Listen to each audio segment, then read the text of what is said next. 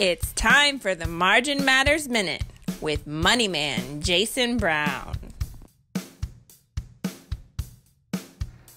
Hello everyone, Jason Brown with another edition of the Margin Matters Minute. I am the author of Margin Matters, How to Live on a Simple Budget and Crush Debt Forever. So you can check out my book on Amazon.com.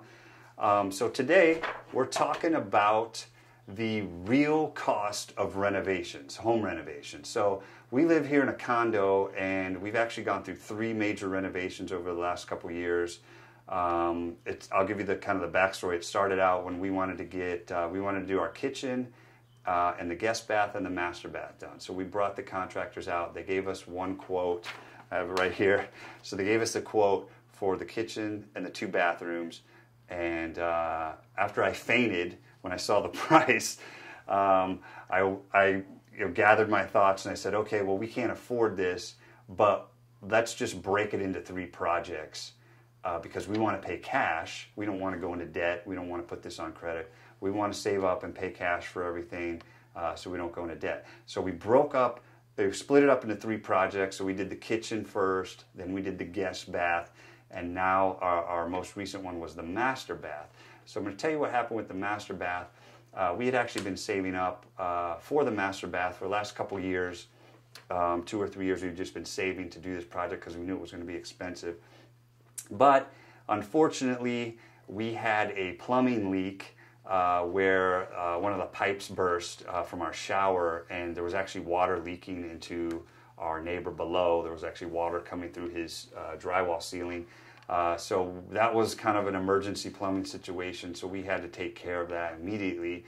And as part of that process, we were told by our plumber that he had to actually come in to get to the pipes. He had to come in and rip all of the shower. We had actually a tub shower. So he had to rip the walls out, and he was going to have to rip the tub out to get to these pipes and do a lot of demo. So we said, well, if you're going to have to do all that, well, we might as well just go ahead and do the renovations that we were planning on doing anyway. Of course, we weren't 100% ready for it financially, but we did have some money saved up. So we said, it would be senseless not to do this now. And just wait. So let's just go ahead and do it. If you're going to rip everything out, let's go ahead and do it. So we brought our contractors back in and we said, okay, give us a new quote. So the quote that we got, and I have everything documented here to share. So our first quote, so this is the whole point of this video, is the quote that we got from the contractor was $7,100.33. So to us, that was a lot of money. And it was like, okay, well, let's see if we can do it. But what they don't tell you, and what I've learned, is that's basically just the cost of their labor, right? They're not really providing any materials, any type of stuff like that. So we actually have to go buy all of our tile, all of our, drywall, and grout, all that stuff. So when it's all said and done, the total cost was $14,473.91 was the total cost. So as you can see, the in cost was about double what the initial quote was. So what I'm going to do today is I'm actually going to walk you guys through the renovations and kind of show you the itemized list of things that we actually had to pay for out of our pocket to give you guys an idea of what it really costs to do a renovation and how to properly budget and prepare for it. So like I said before, what we had before was one big open, and I'll put some before pictures up here. It was basically, our master bedroom was just one big open room, bedroom and bathroom, right? There was no separation between the rooms. My wife didn't really like that. She wanted to have a door, an enclosure in the bathroom. So that was one of the things we did here with the barn doors. We added these barn doors. These are new. So what we'll do is we'll go in and then we'll back out. So I'll actually end with the barn doors. But that was one of the first things we do. We had so we'll go ahead and step on in here and I'll show you guys what we did. So we had a single vanity, and then we had a tub shower. So what we did was we converted that to a stand-in shower and then we have a double vanity now. And then, of course, we painted, got all new drywall. We painted, put the shower, the door in there, the glass door. So what we'll do is we'll just walk through. And of course the tile floor, you can show the tile floor. The toilet, the toilet was the same. We didn't replace the toilet. But we put in all new flooring, new tile floor, and painted the walls, painted the ceiling, got new ceiling drywall, etc. So we'll just do it step by step here. I'll try to hit the highlights. So let's show them we'll start with the vanity. So this was one of the biggest costs here.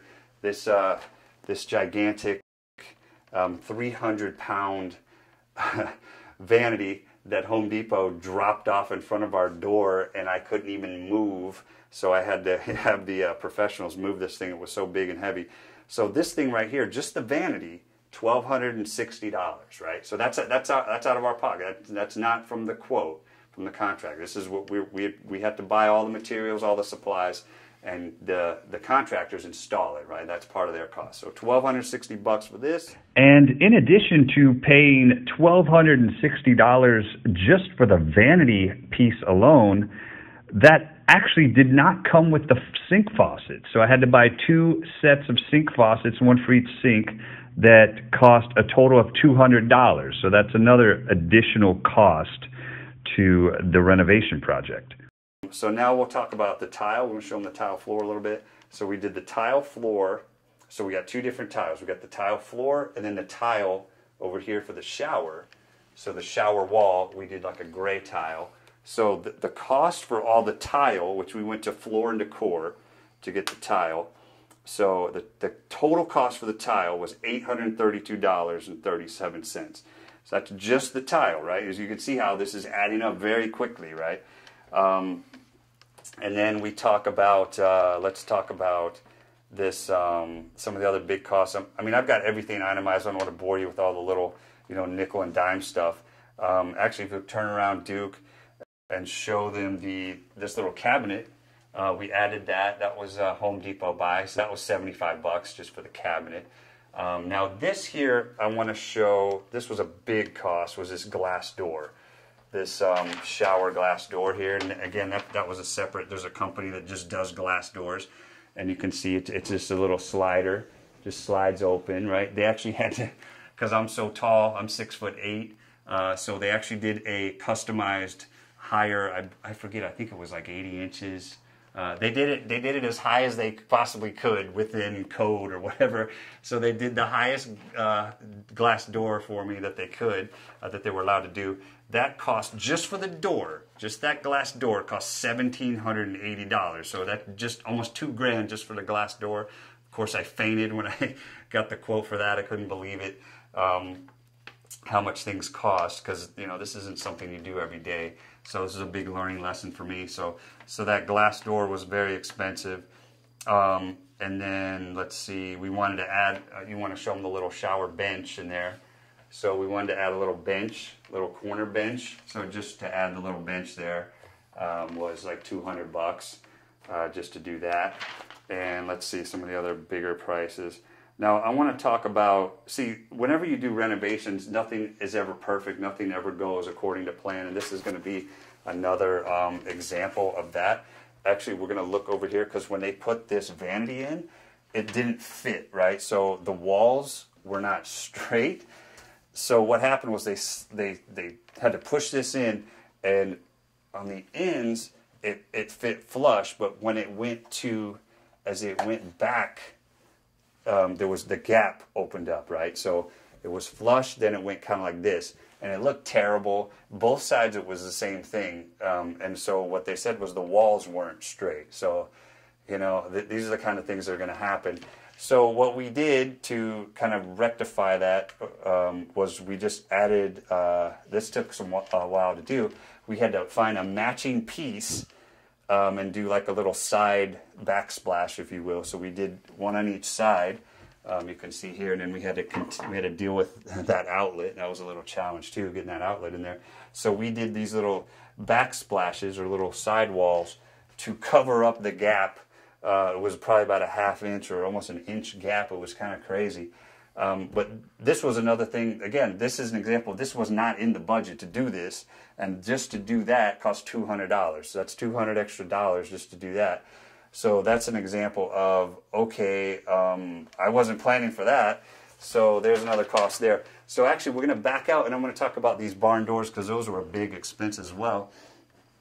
So one thing I learned about these barn doors is if you go to like a Home Depot or a Lowe's or wherever, and you just want to order barn doors, just the actual barn door, you look it up on the website, you're going to be paying a lot of money because it's branded and labeled as a barn door, right?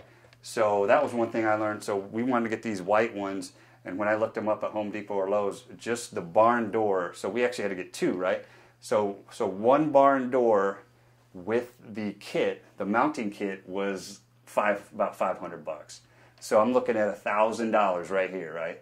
I was like, this is insane. I cannot afford this just for two doors. There's got to be a cheaper way to do this. And my contractor, God bless him, his name is Sam. He really worked with me to help cut the cost, right? So he said, hey, go on to Amazon. You can find these mounting brackets and these the door handles. You're going to find them much cheaper on Amazon, and sure enough, I did. I'll tell you about that in a second. But the doors, so what I ended up doing with these doors was I ended up going to Home Depot, and you just buy a plain slab door, right? These are solid wood doors as opposed to like your regular bedroom doors would be a hollow. Those are hollow doors, so they're real light.